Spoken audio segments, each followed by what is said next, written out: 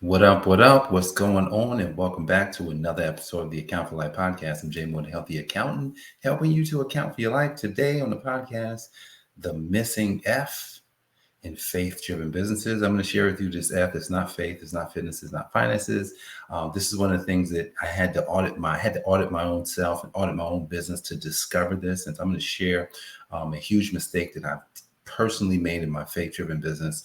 And hopefully after today, if you are a faith-driven business owner and an inspiring faith-driven business owner, you understand not to make this mistake when you have a faith-driven business. All right, so guys, make sure you like, subscribe this broadcast so that other people might get content just like this, man. And make sure if you're watching on YouTube, click the like button, because that tells YouTube that they should show this podcast to other people. And make sure you subscribe if you're not already a subscriber. If you're brand new, definitely make sure you watch this video to the end and then check out all the other videos. We have probably 1,000 videos, almost 1,000 videos on YouTube that you can go back and watch, especially here with the podcast. So today, and just before we get into this, just kind of give you some context, especially if you're new.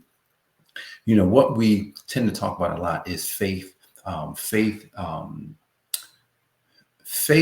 businesses, right? And so I'm a faith-based business owner, also known as a kingdom entrepreneur.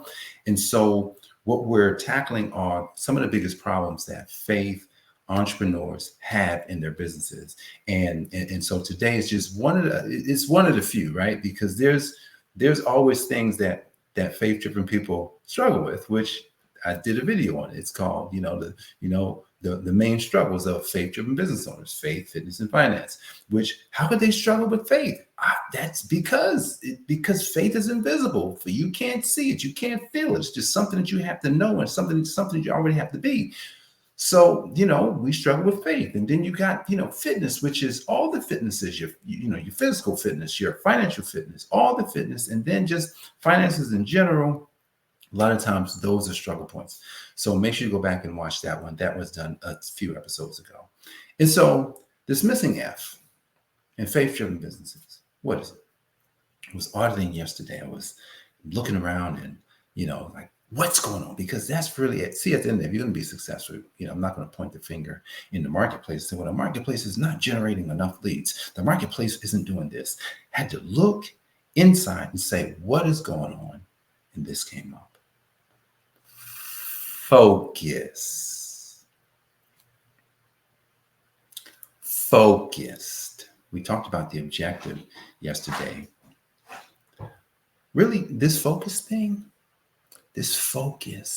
is kind of like, it's to make a break. Like this thing will break you, not being focused. I looked up and I says, I haven't been focused. And when I say I haven't been focused, then it just means that focus sends you through a singular approach. And I'm going to tell you, this is challenging. You ever, feel like you can do multiple things, like multitask and just kind of like always be working multiple things? And what I'm discovering is that when you want to deliver to the marketplace, when you want to be really, really, really, really, really impactful, when you want to create influence and significance, focus is what's necessary. And so let's go deep here on focus, because focus is kind of like this. When it's, if I'm sitting here looking at this camera, what is focus? I'm looking directly at the camera. But when I do this, I'm not looking at the camera. I'm looking over here. I'm looking to my left, your right. And so you're like, he's not even looking at the camera. What is he doing? He's not focused on what he should be, doing on this podcast. And so focus is one of these things where it's so easy to turn away. Like I can be looking at the camera and then move my eyes, right? My head stayed the same, but I'm looking away. So how does one fix this missing F in a faith-driven business? All right, I'm going to do this. Anybody know what this means? What does this mean? What does this mean? This means this is the number one. This is the number one. Yes, we'll be the number one. No, that's not what it means. It means that a lot of times focus, we got to narrow things down to one. Look, this is hard because I've been multitasking. And when I looked around at my multitasking, I says, wow, well, how is this going to get better? How is this going to grow if I'm constantly going here, here, here, and here? Oh, it won't. It will suffer. So I'm in the process of I'm having to cancel some things that I kind of had in the works, which is it's kind of scary. As a faith-driven business, we want to help a lot of people. Don't you want to help people? Don't you want to help people? Don't you want to help everybody? Don't you just want, oh, come on, let's be honest. We want to help as many people as possible. And so what happens is, because I want to help maybe you too, you want to help as many people as possible in our business, we don't narrow it down. What is that called? That's called choosing a niche or creating a specific audience avatar for what it is that you want to present to the world. But we don't do it. And why don't we do it? Why is it that it's so hard for a faith-driven business owner to not narrow down what they or who they should be selling to? Why is it so hard? Because when we live in lack, I want you to think about this. When we are in lack, we have a hard time letting go because we feel like it's not going to be enough.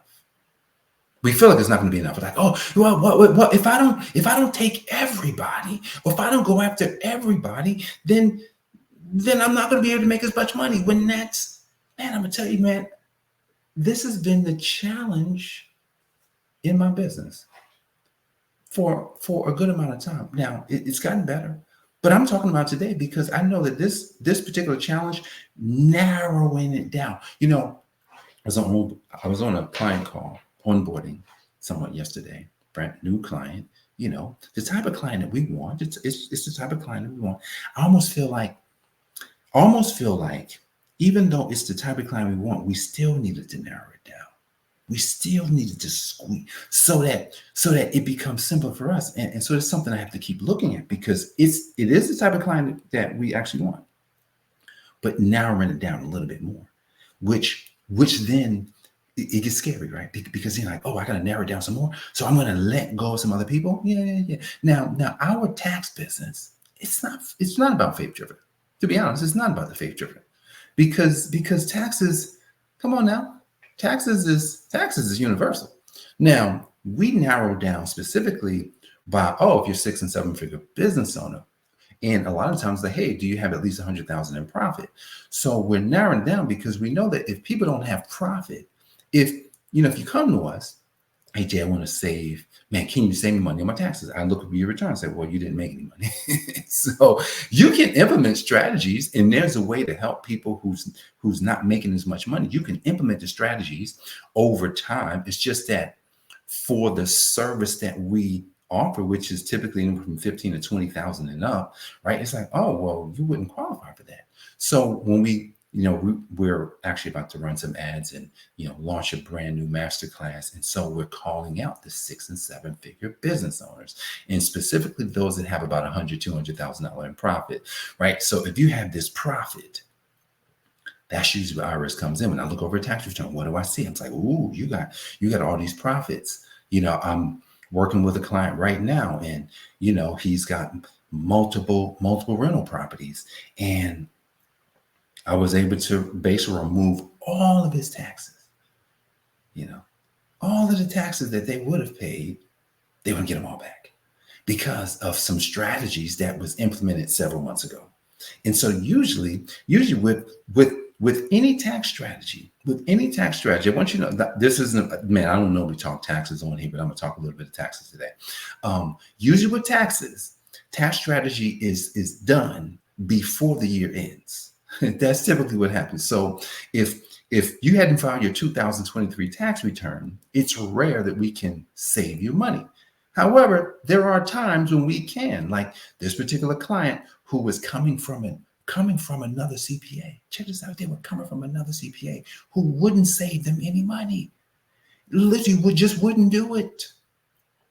Now, luckily, when it comes to this missing F, I decided to focus in on tax strategy, nothing else. Like, I don't want to look at bookkeeping. I don't want to do any bookkeeping. I don't want to have anything to do with that stuff.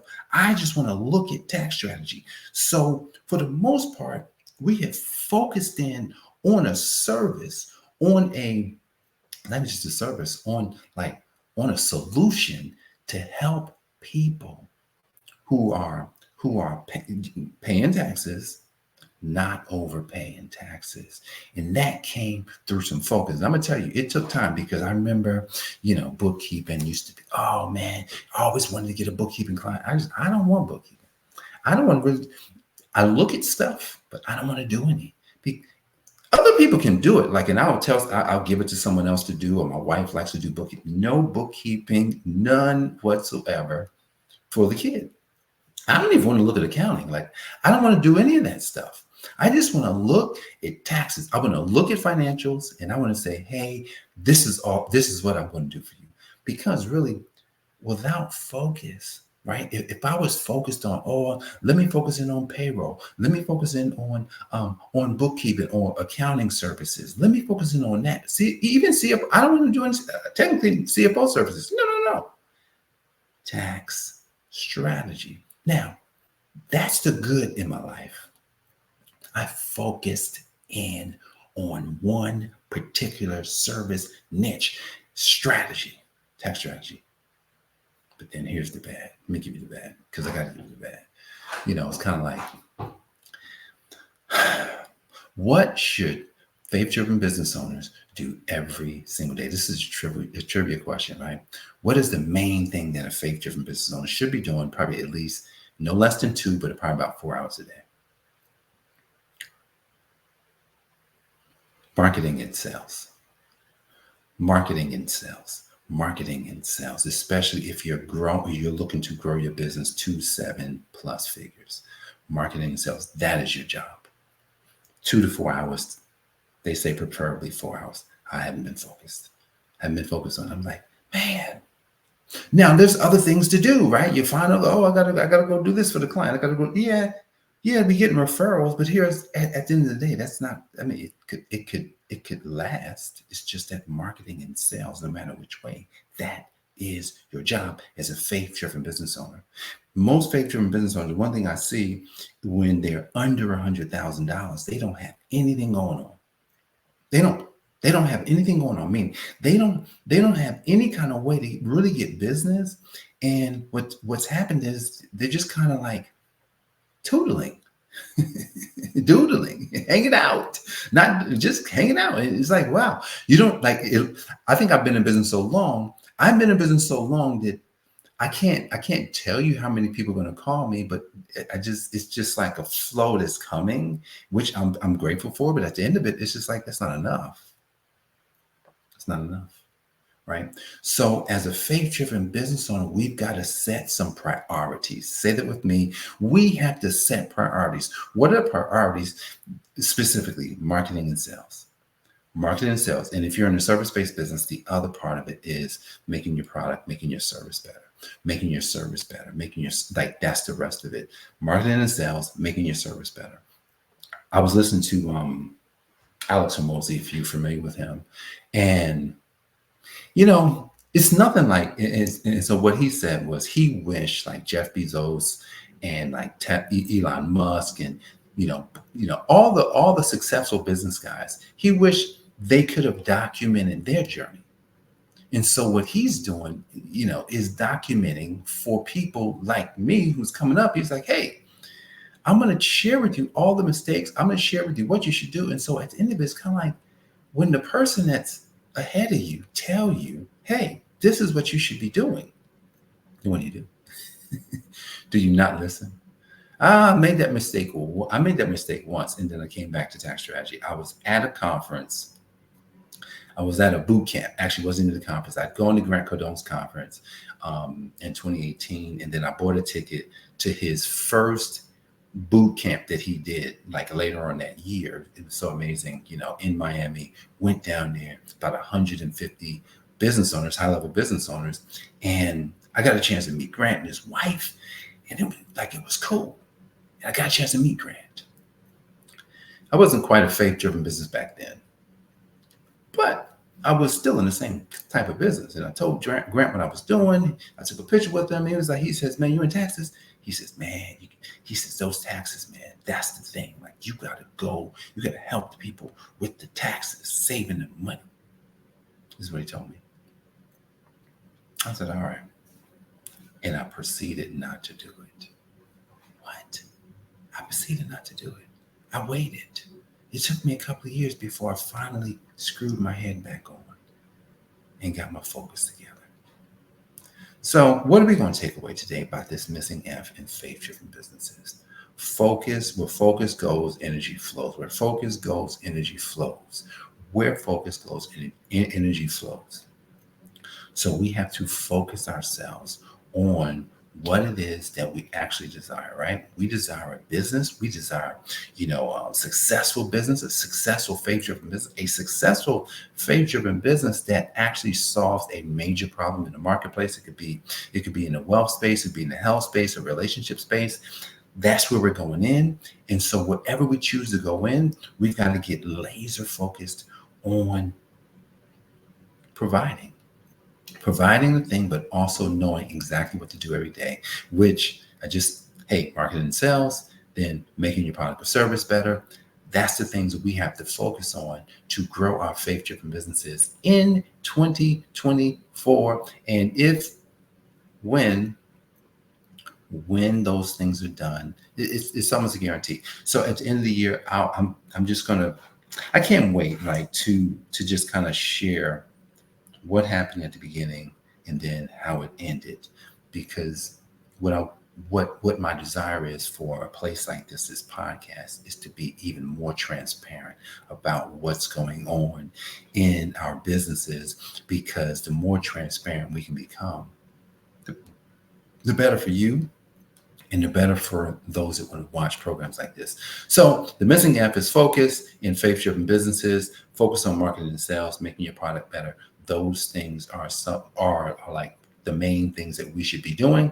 And then obviously there's going to be other things that come up, but really at the end of the day, we just got to make sure we focus on those. And if we do that, our faith-driven business will more than likely grow. And I look forward to sharing the results of what's happening in our businesses, as we grow throughout 2024. So guys, that's it for today. I look forward to continuing to serve you. I'm Jay Moore, a healthy accountant, helping you to account for life.